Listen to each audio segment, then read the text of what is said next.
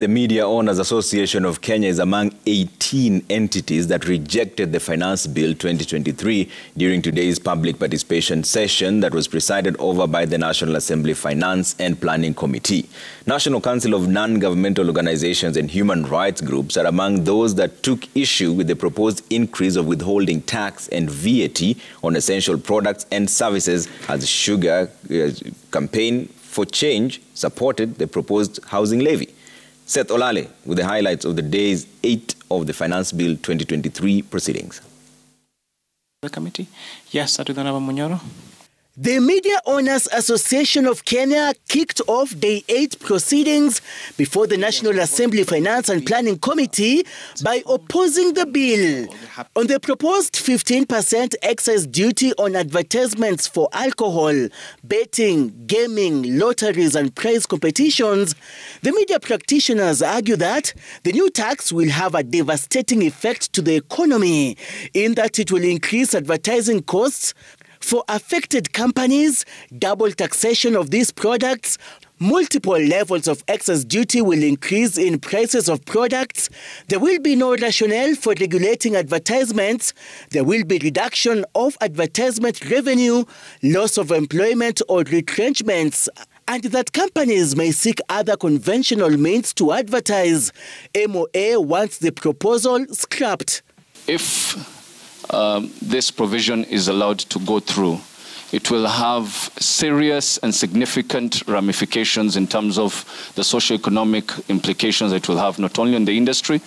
The media fraternity is also rejecting the 15% withholding tax for digital content creation. The media industry players argue that the proposal contradicts the government's agenda by stifling the growth of the creative sector, increase unemployment through layoffs, negative societal impact due to unemployment, denial of general public access to information and news, administrative burden if individuals are to withhold tax on nominal and frequent subscriptions, and uncertainty to tax minors who do not have KRA pins. They urge the Parliamentary Finance Watchdog to delete the provision entirely. This proposal to introduce 15% on digital content monetization goes against the said government plan. The concern for us as media owners is that news is being disseminated electronically, and members of public subscribe to such content of information will be required to withhold tax when paid for subscription. And on the 5% withholding tax on sales promotions, marketing and advertising services, MOA is of the opinion that this will lead to cash flow challenges for SMEs due to tied up working capital, while the 20% deposit before one appeals to High Court primarily goes against the right of access to justice, as taxpayers without deposit would be denied appeal. You collect agency taxes in terms of excise duty or VAT and not remitting. The way the Tax Procedures Act is worded currently, and the Income Tax Act and the VAT, there are measures that the Revenue Authority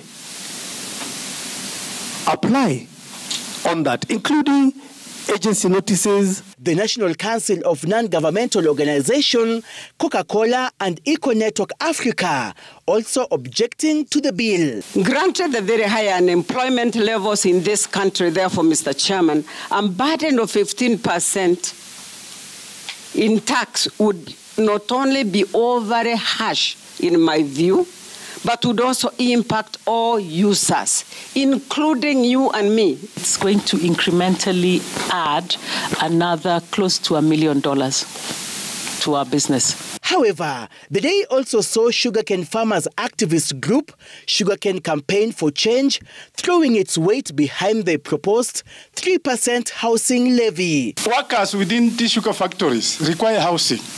We want to be true, Mr. Chairman, to the Constitution, the right to housing, the right to water, the right to education. 151 interest groups have so far made submissions, with 13 entities supporting the bill as 138 oppose. About 90 stakeholders are yet to give their submissions to the Finance Committee that has extended the public participation hearing session to Wednesday. Seth Olale, Citizen TV, Nairobi.